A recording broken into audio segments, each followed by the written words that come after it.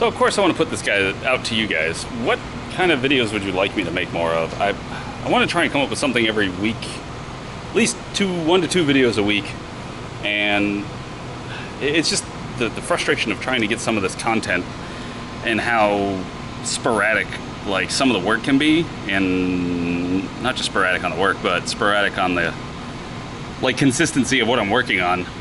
Like, you know, I start this, then I diagnose it, and then it's going to be like 3 days for parts, and then by the time I don't know if it's something I should start videoing or not video or whatever.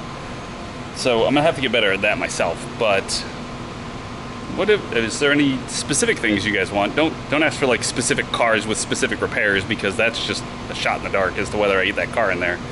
But where it comes to like toolbox, you know, I want to make a video about like what tools you should get for a home game, which I think I already did, but I don't know, maybe I didn't. If you just want to like work out of your house and just do some basic things, how advanced you need to be, etc. So I'm gonna put this at the start of the most recent one that I'll make, and so yeah, give me that. And this, what I've made this time, hopefully it's good. Watch and let me know. I'll try to make it fancy. Hi, so I'm going to show you why you need to get your car inspected before you purchase it, especially if it's used. Do you see all that up there? All that brown stuff? That's JB Weld. It's got a new upper oil pan. It's got new cylinder heads on it, and then it's got the block is JB welded. It's just perfect.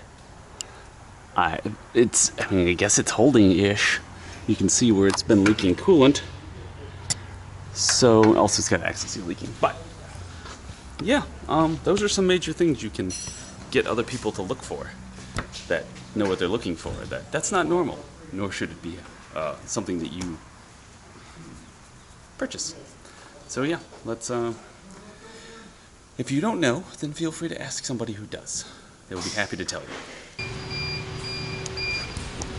On today's Odd Things, there's jelly beans on the floor. I have no idea why. So with some ASMR hissing in the background, we are installing these lovely ready sensors inside of these tires. For some reason, whoever it is took out the TPMS. Probably because their batteries were dead, and they were like, just put rubber stems in it. I don't care about the TPMS system. Which is fine, whatever. But the current customer wants to put the TPMS back in so they can get the light out. Whatever you want to do. So we're going to do that.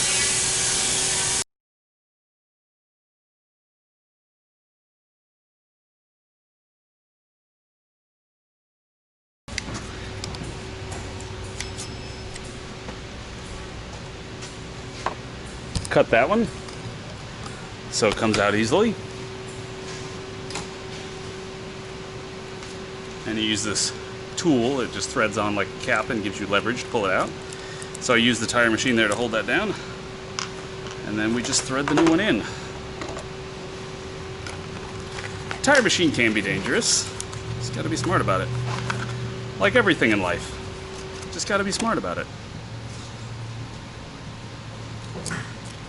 Good part is this comes pre-kitted with a new O-ring cap and everything like that, and so stick it up in the hole, put that over it, thread it on, you're done. Fun part is TPMS sensors are one of two sizes, 12mm or 11mm. I think this one's an 11. I am correct.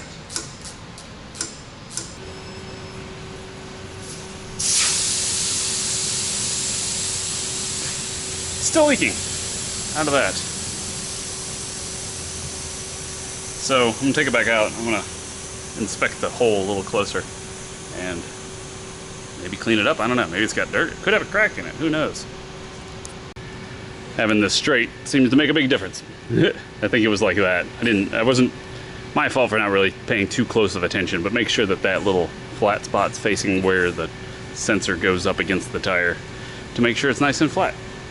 But yeah, it's not leaking now. I just adjusted that. Yay.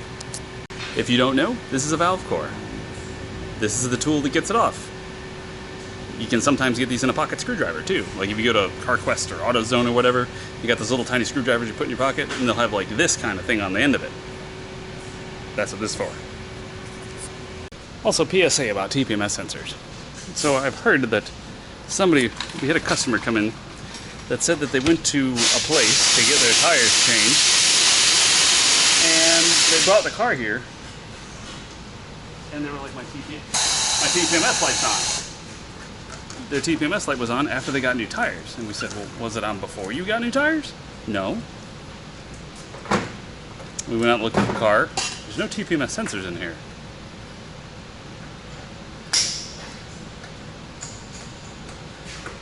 So, watch out for that. Apparently she went back to the place and they were like, we didn't mess with them. What? So somebody's lying, whether it's the customer or the shop.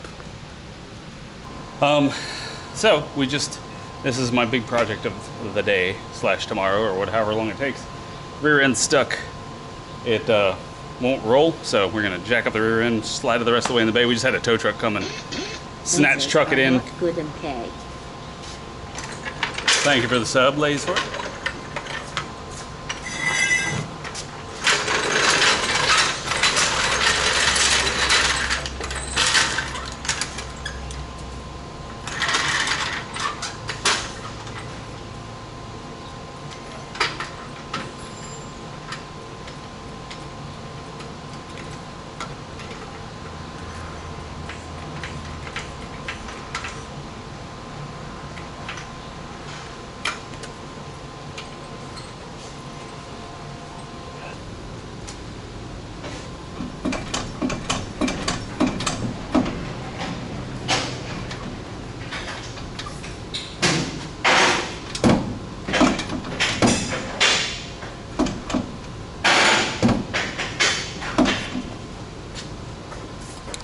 Alright, so we got the car that cut off going down the road, and we figured out the rear end wouldn't turn, and we were like, oh cool, you guys saw what you saw when we rocked back and forth. Well, we got it out.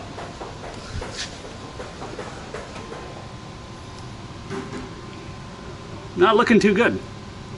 Not looking too good. These two things came out. And then,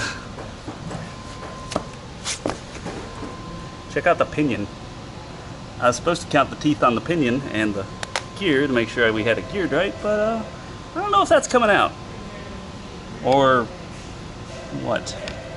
I don't even see if I can count, if there's enough teeth to count. Because there are no teeth! They done screwed this pooch. Are the bolts sheared off for the diff, or are they just out? No, they're sheared off. Oh, they are? Well, there's several of them sheared off. Yeah. Several of them are sheared off? Yeah. The ones, because I saw this, okay, I saw a few, because all I could see was that much. Yeah. They just straight broke off. Yeah. This one looks like it hadn't been in there in a long time. Yeah, this one too. That one pulled the threads out. Yeah. Nice.